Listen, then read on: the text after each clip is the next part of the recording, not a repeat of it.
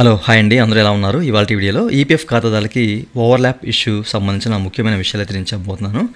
వీడియోలోకి వెళ్ళే ముందు ఇలాంటి విషయాలు మీరు మరింత తెలుసుకునే వీడియో కింద సబ్స్క్రైబ్ బటన్ ఉంది, దాంట్లో యాప్ చేసి మన ఛానల్ సబ్స్క్రైబ్ చేసి పక్కనే ఉన్న బెల్ బటన్ని యాక్టివేట్ చేయండి. అనేది కాకుండా లైక్ చేసి మన ఛానల్ని సపోర్ట్ చేయండి. ఇక టాపిక్ని స్టార్ట్ చేస్తే కనుక చాలామంది ఏంటంటే ఈ యొక్క ఓవర్లాప్ ఇష్యూ గురించి అడిగారండి. ప్రీవియస్ వీడియో చేశాను కదా, ఈ పిఎఫ్ ఖాతాకి ఎగ్జిట్ డేట్ ఎట్లా ఇవ్వాలని చెప్పేసి అందులో చాలామంది అడిగారు అన్నమాట. ఓవర్లాప్ ఇష్యూ గురించి సపరేట్గా వీడియో చేయండి అని చెప్పేసి, అందుకే మీకు దాని గురించి క్లియర్గా చెప్తున్నాను అనమాట. అసలు ఈ ఓవర్లాప్ ఇష్యూ అనేది ఎక్కడ జనరేట్ అవుతుందంటే కనుక, సో చాలామంది ఒక కంపెనీ నుంచి ఒక కంపెనీకి జంప్ అవుతూ ఉంటారు అనమాట. చేసి మానేస్తూ వేరే కంపెనీలోకి వెళ్తూ అట్లా జంప్ అవుతుంటారు కదా. అట్లాంటి సమయంలో ఈపీఎఫ్ ఖాతాదారులు ఎవరైతే ఉన్నారో అట్లాంటి వాళ్ళకి ఈ యొక్క ఓవర్లాప్ ఇష్యూ అనేది జనరేట్ అవుతూ వస్తుంది. అసలు ఇక ఓవర్లాప్ ఇష్యూ అంటే ఏంటి అనేది మనం ఇక్కడ చూద్దాము. ముందుగా నేను ఏంటంటే సర్వీస్ అయితే ఓపెన్ చేసి చూపిస్తానండి మీకు, ఓకేనా? స్క్రీన్ షాట్ తీసి చూపిస్తాను మీకు ఇదంతా కూడాను.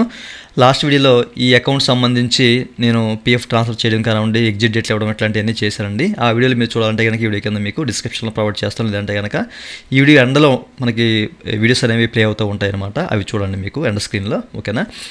అయితే ఓవర్లాప్ ఇష్యూ అంటే ఏంటి, అసలు ఓవర్లాప్ అంటే ఏంటి అంటే, మనము ఒక కంపెనీ నుంచి వేరే కంపెనీలోకి జంప్ అవుతూ ఉంటాం కదా, ఓకేనా? ఇక్కడ ఉద్యోగం మానేసి వేరే కంపెనీలో జాయిన్ అయ్యి అక్కడ కొంతకాలం చేసి అక్కడి నుంచి మళ్ళీ వేరే కంపెనీలో ఎట్లా జంప్ అవుతూ ఉంటాము. అలాంటి సందర్భంలో మనకి ఈ యొక్క ఈపీఎఫ్ సంబంధించిన డేట్ ఆఫ్ ఎగ్జిట్ కానివ్వండి, డేట్ ఆఫ్ జాయినింగ్ కానివ్వండి, okay, date of joining, exit ఇట్లాంటివి మనకి తప్పుగా ఎంటర్ అవుతూ ఉంటాయి అన్నమాట. సో తప్పుగా ఎంటర్ అవడమే ఓవర్లాప్ అండి, ఓకేనా? మీరు ఇక్కడ అబ్జర్వ్ చేయొచ్చు అనమాట. సో ఈ మెంబర్ వచ్చేసరికి 4 కంపెనీలో వర్క్ చేశాడు, ఓకేనా? సో ఒక కంపెనీ నుంచి ఒక కంపెనీలోకి జాయిన్ అవుతూ సో ఇట్లా 4 కంపెనీలో వర్క్ చేసి చివరికి ఈ చివరి కంపెనీ చూస్తున్నారా, ఈ కంపెనీలో వర్క్ చేస్తూ ఉన్నాడు. అయితే ఈ క్రమంలో ఏంటంటే తనకి date of joining, date of exit అనేది తప్పుగా పడింది అనమాట. తప్పుగా అంటే ఇక్కడ చూడొచ్చు అనమాట. సో ఫస్ట్ ఆఫ్ ఆల్ మనం ఒక కంపెనీ చూద్దామండి. ఫస్ట్ది 31/5/2018 అండి, ఓకే? సో 31/5/2018 బయటకు వచ్చేసాడు. సో 31/5/2018 బయటకు వచ్చేసాడు కాబట్టి మరలా జాయినింగ్ అనేది ఇప్పుడు ఉండాలి మనకి 6 నెలల్లో ఉండాలి, ఓకేనా? 31/5/2018 కాబట్టి 5 నెల 6 నెలల్లో ఉండాలి జాయినింగ్ అనేది యాక్చువల్గా, ఓకే? ఇది మంత్ ఎండింగ్. సో 1/6/2018 లేకపోతే 2/6/2018 ఎట్లా ఉండాలి మనకి డేట్ ఆఫ్ జాయినింగ్ అనేది. ఆ తర్వాతే ఉండాలి, 31 తర్వాతే ఉండాలి. ఇక్కడ 1/7/2018 పడింది అంటే ఓకే, అంత బాగానే ఉంది. ఈ 31/5/2018 తర్వాత డేట్ పడింది కాబట్టి ఇక్కడ జాయినింగ్ డేట్ అనేది, సో నో ప్రాబ్లం. ఇక్కడ ఓవర్లాప్ ఇష్యూ అనేదే లేదు. Correct date of exit and date of joining అనేది కరెక్ట్గా ఇక్కడ ఎంటర్ అయిందనమాట. అండ్ ఆ తర్వాత ఈ రెండో కంపెనీలో 27/6/2019 మానేశాడు, ఓకేనా? 27/6/2019. ఇప్పుడు డేట్ ఆఫ్ జాయినింగ్ వేరే కంపెనీలో తినకి ఎట్లా ఉండాలి, 28/6/2019 కానివ్వండి, 29/6/2019 కానివ్వండి, ఓకేనా? అట్లా లేదనుకుంటే 7 నెలల్లో కానివ్వండి, 7 నెలల 2019 అట్లా ఉండాలి. బట్ ఇక్కడ తప్పుగా పడింది 1/6/2019. అంటే ఇతను ఈ కంపెనీలో రెండో కంపెనీలో 27వ తారీఖున మానేస్తే ఇక్కడ మూడో కంపెనీలో 1/6/2019 జాయిన్ అయినట్టుంది. అంటే at a time same time మనకి, ఓకేనా? అట్ ద సేమ్ టైము 2 కంపెనీలో వర్క్ చేసినట్లయితే మనకు చూపిస్తుంది అనమాట. అంటే ఇక్కడ మనకి ఓవర్లాప్ అయిందనమాట, ఓకే? 26 డేస్ అనేది ఓవర్లాప్ అయిపోయింది. సో ఇట్లా వస్తే కనుక ఈ ఖాతా ఏదైతే ఉందో ఈ ఖాతాలోకి ట్రాన్స్ఫర్ కాదనమాట. ఈ ఓవర్లాప్ ఇష్యూ రావడం వల్ల ఈ ఖాతాలోకి ట్రాన్స్ఫర్ కాదు.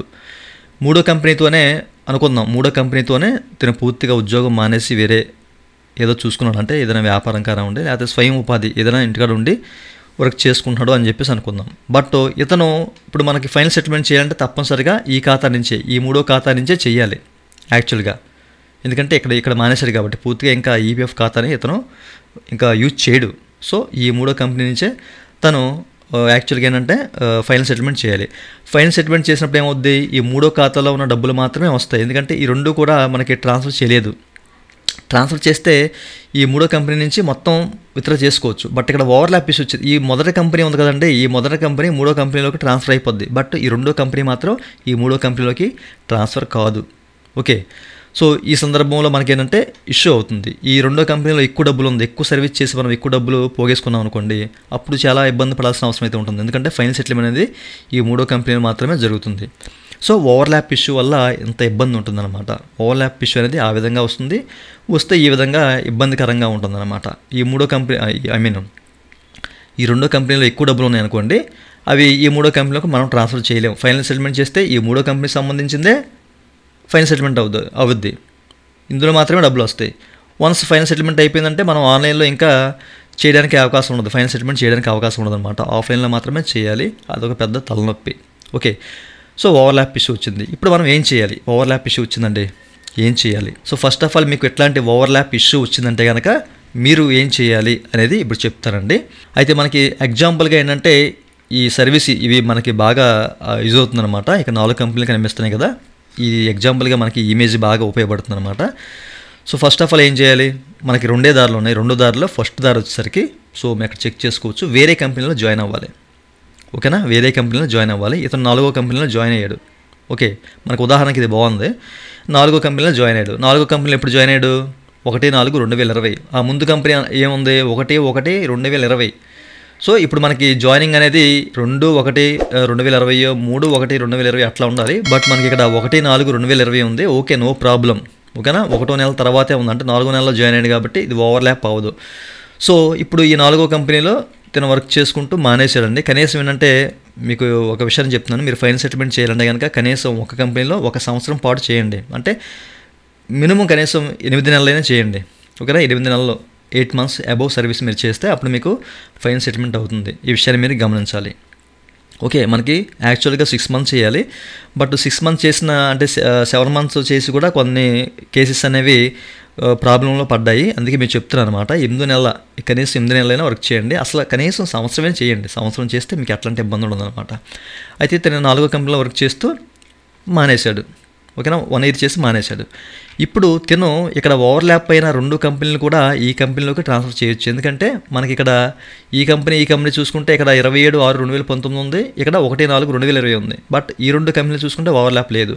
ఈ 2 కంపెనీలు చూసుకుంటే ఓవర్లాప్ లేదు. ఈ ఫస్ట్ కంపెనీ ఈ 4వ కంపెనీ చూసుకుంటే ఓవర్లాప్ లేదు. సో ఈ కంపెనీలోకి ఈ 3 కంపెనీలు కూడా మెర్జ్ అయిపోతాయి అనమాట. ఇక్కడ ఓవర్లాప్ ఇష్యూ వచ్చినా కానివ్వండి. సో ఇక్కడ మనకి వేరే కంపెనీలో 4వ కంపెనీలో వర్క్ చేస్తున్నాడు కాబట్టి, చేసి మానేశాడు కాబట్టి ఈ తర్వాత డేట్ల తర్వాత సో నో ప్రాబ్లం. ఈ 3 కూడా మనం ఇక్కడ ట్రాన్స్ఫర్ చేసుకోవచ్చు అనమాట.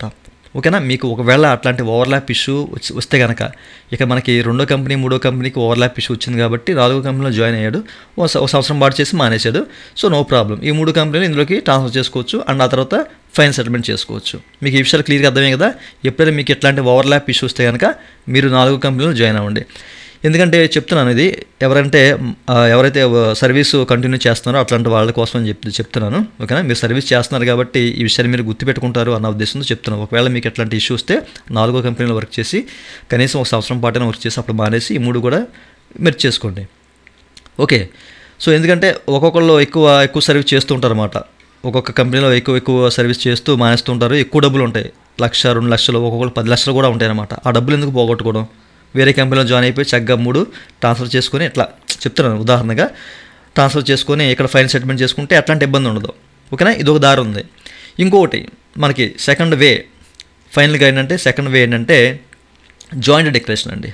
ఓకేనా, సో జాయింట్ డిక్లరేషన్ మనం సబ్మిట్ చేయాలి. మీరు మానేశారు, 3వ కంపెనీలో కూడా మానేశారు, లేదా 4వ కంపెనీలో కూడా మానేశారు.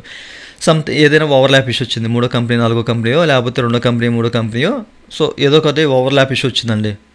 మీరు ఎప్పుడైతే మానేశారో చివరి కంపెనీ, అంత ముందు కంపెనీకి చివరి కంపెనీకి ఓవర్లాప్ ఇష్యూ వచ్చింది. అప్పుడు మీరు జాయింట్ డిక్లరేషన్ తప్పనిసరిగా, అంటే మీరు ఇంకెక్కడ జాయిన్ అవ్వను, నాకు ఈపీఎఫ్ వద్దు, ఓకేనా, నేను ఓన్గా బిజినెస్ పెట్టుకుంటాను అనుకున్న టైంలో మీరు ఏదైనా ఓవర్లాప్ ఇష్యూ వచ్చిందనుకోండి, అప్పుడు మీరు ఏం చేస్తారంటే జాయింట్ డిక్లరేషన్ పెట్టాలి. రెండో మార్గంగా. ఫస్ట్ మార్గం అయితే చెప్పాను కదా, ఇంకో కంపెనీలో జాయిన్ అయిపోతే అట్లాంటి ఇబ్బంది లేదు. బట్ జాయిన్ అవ్వను ఇంకా నాకు చాలు అనుకుంటే కనుక అప్పుడు మీరు ఇట్లాంటి ఇష్యూ వచ్చినప్పుడు జాయింట్ డిక్లరేషన్ పెట్టాలి. అది ఎక్కడ పెట్టాలి అనేది మీకు చూపిస్తాను ఇప్పుడు. ఓకేనా, మీరు లాగిన్ అయిన తర్వాత ఏంటంటే నేను కంప్లీట్గా ఇక్కడ చూపిస్తాను. మీ సంబంధించిన డాష్బోర్డ్ ఓపెన్ చేసిన తర్వాత మెంబర్ ఇంటర్ఫేస్లోకి వచ్చేసిన తర్వాత మనకేంటంటే మేనేజర్ ఆప్షన్లో ఇక్కడ జాయింట్ డిక్లరేషన్ అని చెప్పేసి వచ్చింది. ఓకేనా, కొత్త ఆప్షన్ ఇది. సో లాస్ట్ వీడియోలో మీకు చెప్పాను క్లియర్గా. అది క్లిక్ చేస్తే కనుక మెంబర్ ఐడి సెలెక్ట్ చేసుకోమంటుంది. ఒక మెంబర్ ఐడి సెలెక్ట్ చేసుకొని, అంటే మీకు ఎక్కడైతే ఇష్యూ ఉందో ప్రీవియస్ ఆర్ ప్రజెంట్ కంపెనీ ఏదైనా కానివ్వండి, మీకు ఎక్కడైతే ప్రాబ్లమ్ సాల్వ్ అవుద్ది అనుకుంటున్నారో సో దాన్ని, ఓకేనా, అంటే ప్రీవియస్ ఎంప్లాయర్ మీకు సహాయం చేస్తారనుకుంటే ప్రీవియస్ ఎంప్లాయర్, ప్రజెంట్ ఎంప్లాయర్ సహాయం చేస్తారనుకుంటే ప్రజెంట్ ఎంప్లాయర్, ఎవరైతే వాళ్ళు. సో వాళ్ళ ఐడి సెలెక్ట్ చేసి గెట్ డీటెయిల్స్ క్లిక్ చేస్తే మీకు ఇట్లా డీటెయిల్స్ అయితే ఓపెన్ అవుతాయి అన్నమాట. ఓకేనా, సో ఇక్కడ మీరు చెక్ చేసుకున్నట్లయితే లాస్ట్ ఎంట్రీలో ఓకేనా సర్వీస్ డీటెయిల్స్లో ఇక్కడ మనకి ఏంటంటే date of joining EPF, leaving EPF, ఓకేనా, date of joining, EPS, leaving EPS ఇట్లాంటివన్నీ కూడా కనిపిస్తాయి అనమాట. మీకు ఏది మార్చుకోవాలనుకుంటే దాన్ని మార్చుకోవచ్చు పెన్సిల్ బటన్తో. ఓకే, మీకు ఆల్రెడీ ఎంటర్ అయిపోయి ఉంటాయి కదా, సో ఇవన్నీ మీరు చేసుకోవచ్చు. ఇది ఎట్లా చేయాలి ఏంటని చెప్పేసి ప్రీవియస్ వీడియోలో మీకు క్లియర్గా చెప్పానమాట. దానికి సంబంధించి లింక్ వీడియో కింద మీకు డిస్క్రిప్షన్లో కానివ్వండి, అండర్ స్క్రీన్లో కానివ్వండి ఉంటుంది. సో చివరి వరకు వీడియో చూస్తే ఆ చివరి ఉంటుంది, సో మీరు చెక్ చేసుకోవచ్చు. అక్కడ క్లియర్గా ఎట్లా date of joining, exit date ఎట్లా మార్చుకోవాలి అనే దాని గురించి మీకు క్లియర్గా చెప్పాను. ఆ వీడియో మీరు చూడండి, ఎందుకంటే వీడియోలో ఎంత అయిపోతుంది మళ్ళీ దాంతో చెప్తే, అందుకని చెప్పేసి ఆ వీడియో మీకు డిస్క్రిప్షన్లో ప్రొవైడ్ చేస్తాను, లేకుంటే అండర్ స్క్రీన్లో వదిలేస్తాను, అక్కడ మీరు చెక్ చేసుకోండి. ఓకేనా.